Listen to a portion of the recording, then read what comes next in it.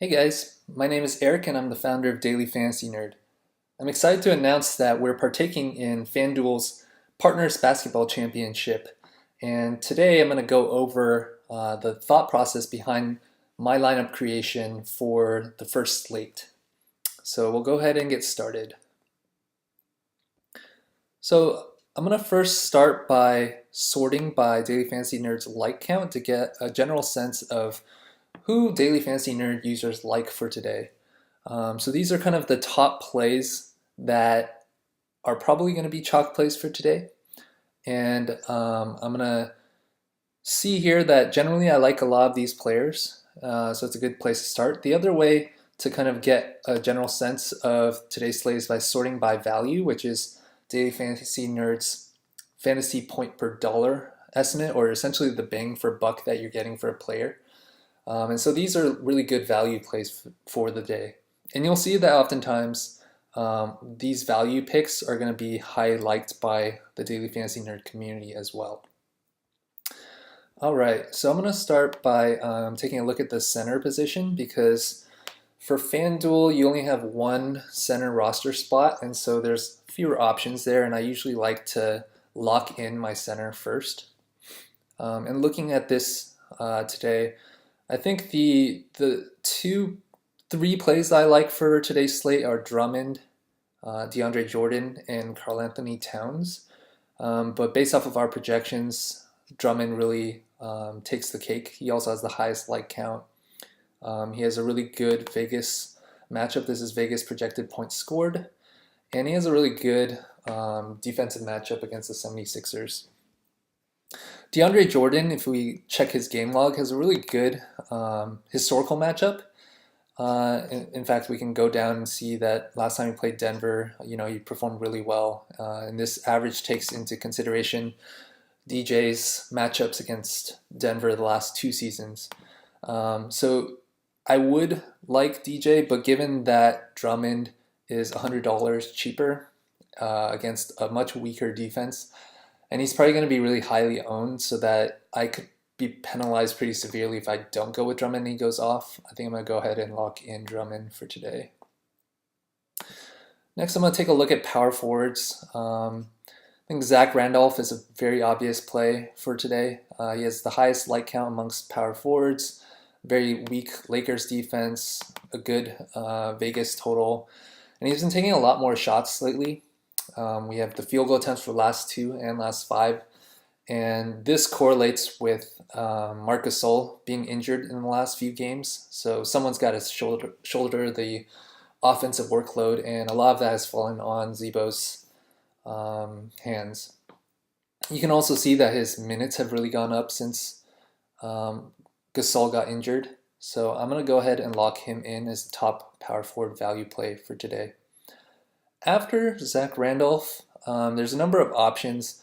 I think the plays that I was really eyeing were LaMarcus Aldridge and Gorgui Dieng. And it's a close call. Dieng's been doing really well. He had a good matchup against Toronto last time out. But I'm a little bit concerned about kind of the volatility where he gets 30 minutes, under 25 minutes here. And LaMarcus Aldridge, is going to be featured in the Spurs offense. In fact, if we filter by Spurs, Kawhi's actually questionable for today. And so if Kawhi sits out, you're going to have a usage gap of 23 that needs to be filled. And a lot of that scoring workload is probably going to go to LMA. In addition, you have really good defensive stats here. Let's go back to the power forward page. So going back here, you have a really good defensive matchup, amongst the highest scoring point totals, and he's been playing a lot of minutes lately too. So I'm going to go ahead and lock in LMA, even though I like Dieng here as well. At the small forward position, Tobias Harris I think is a very obvious play with Stanley Johnson being injured today. He's been getting a lot more field goal attempts, very good defensive matchup, and he should get way more minutes. And so I like him a lot. Let's move on to the shooting guard position. There's not any like really great plays. There's some really good value plays here. And point guard position, Derrick Rose, I like him a lot. But let's go ahead and build optimal lineups, see what we get first before we lock in any more players. So I really like this lineup as a starting point. You can even hit the right and left arrows to take a look at a few more lineups based off of the core that I've locked in. So looking at this lineup, I like Derrick Rose a lot, as I mentioned. Westbrook, he's always a very safe play. He has the highest floor amongst all players. So if I sort by the floor stat, you can see he has the highest floor here. Our floor is calculated by taking the season fantasy point average, subtracting one standard deviation. So you should expect a player to exceed their floor about 85% of the time, which is really safe for Westbrook. Oh, also, Kevin Durant, Westbrook's partner, he has a really poor historical matchup against Dallas for some reason or another. So if KD has another poor outing today, you would expect Westbrook to pick up some of that workload as well. So I like Westbrook here. Some of the other possible top tier options for the day, if I sort by fantasy points, I mentioned Durant has a poor historical matchup. I really like Drummond, as I mentioned already. LeBron also has a good historical matchup against Charlotte. Although part of that was from last season when they didn't have Batum. So you can see he did pretty well in these games. So with Batum's addition for Charlotte this year, he's been averaging about 44, 45, 44 and a half or so. So I'm not as high on LeBron. But he'd be a pretty solid pick. The only reason I think I would skew towards this lineup is because if I decided to go with LeBron, then I would need to skip picking Matt Barnes today. And I really like Matt Barnes because, well, let's see. Oh, Memphis. Tony Allen is questionable. He was actually out last game. I think he has a knee problem. And generally, knee problems aren't very favorable. So, and then additionally, Courtney Lee was recently traded. So Matt Barnes is going to be shouldering a lot of the minutes workload. And you can see if we scroll back a bit, when he's been starting and getting over 30 minutes a game, he's been pretty consistently producing above like kind of that 25 to 30 fantasy point level, which if he hit 25 fantasy points, he'd already be hitting 5x value, which is kind of what we're targeting at a baseline. So I really like Barnes. And that's probably the main reason why I would go with Westbrook over LeBron today. Boogie I don't really like because he's playing the Spurs. Curry, you have Hassan Whiteside kind of guarding the interior, so they're probably going to pressure him on the three-point line a lot more and force him to drive. Also with the Warriors, you're a little bit more concerned about blowout potential as well. Chris Paul, he's pretty good, but if we go back to kind of the point guard level, I think the options I was looking at today for point guard were Conley, who has a really good matchup against the Lakers. The same kind of mentality applies where Marc Gasol being out has increased his field goal attempts. But I think for today, I really like Rose a lot more, and I like Westbrook for the reasons I mentioned previously. Derrick Rose I really like because he's been taking a lot more shots since Jimmy Butler got injured. And you can see that in his last 5 field goal attempts. And he's generally been really safe to play lately. On top of that, if we filter by Chicago, Pau Gasol is actually questionable as well. I think he might be sick or something. And so if Pau is actually out, that's another 24 usage that needs to go somewhere, and that's probably mostly going to go to Derrick Rose. So you kind of have a pretty solid play in Derrick Rose either way, whether Pau is in or not. But if he's out, Derrick Rose becomes, a really high upside play for today. So let's see, shooting guard. Let's take a look at shooting guard. I really like Etuan Moore.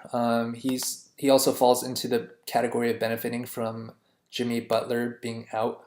You can see that we're seeing a lot of orange here, which indicates a favorable stat. He's been playing a ton of minutes. His field goal attempts are on the rise, and so I'm very bullish on Etuan Moore today. With he's taking a lot more shots. His DVP's been really good, and his minutes have been on the rise. So I like that. Aflalo was in the optimal. I'm a little bit hesitant on him just because his per minute stats are pretty poor, or his usage rate is pretty poor, and so you never really know what you're going to get out of him. So even though he's going to play 38 minutes, he kind of falls into like this Tayshaun Prince kind of, level where he plays a lot, but he doesn't necessarily produce a lot. Instead of Aflalo, I'm actually pretty excited about Danny Green, knock on wood, today. Mostly because this game has a very high Vegas score. Kawhi is questionable, so again, that workload's going to have to potentially be shouldered on someone else. And the very big thing is that the DVP against shooting guards is extremely favorable. The Kings actually allow the most three-point field goal attempts against opposing teams, and that's pretty much what Danny Green specializes in, is taking three-point shots. And so I like him as a replacement option instead of Aflalo. If we look here, we have Aflalo at 4,800. So if I filter 4,800, these are kind of the replacement options for Aflalo. We already have Etuan Moore in our lineup, and so Danny Green becomes kind of the next obvious play to replace Aflalo. And I like Danny Green over Aflalo also because of the Vegas odds, in addition to the DVP. And so, yeah, that's how I produced my lineup for today. There were kind of a few other close calls. I would say the other player I was looking at was Jamal Crawford at shooting guard. You can see he has a high like count here with a favorable DVP matchup. He's been playing a little bit more lately because of Blake Griffin being out, and that's probably why he's been taking more shots as well. And if we look into his game log, he's been on fire, except for this massive dud in his last game. And so that's the main reason I'm hesitant. In addition, this last game is the first game that Jeff Green joined the Clippers. And so it's possible that Jeff Green in the second unit, or just in general, could be taking away some shots from Crawford. And because of that kind of volatile situation, I want to see how it plays out in a couple more games before I roster Crawford again.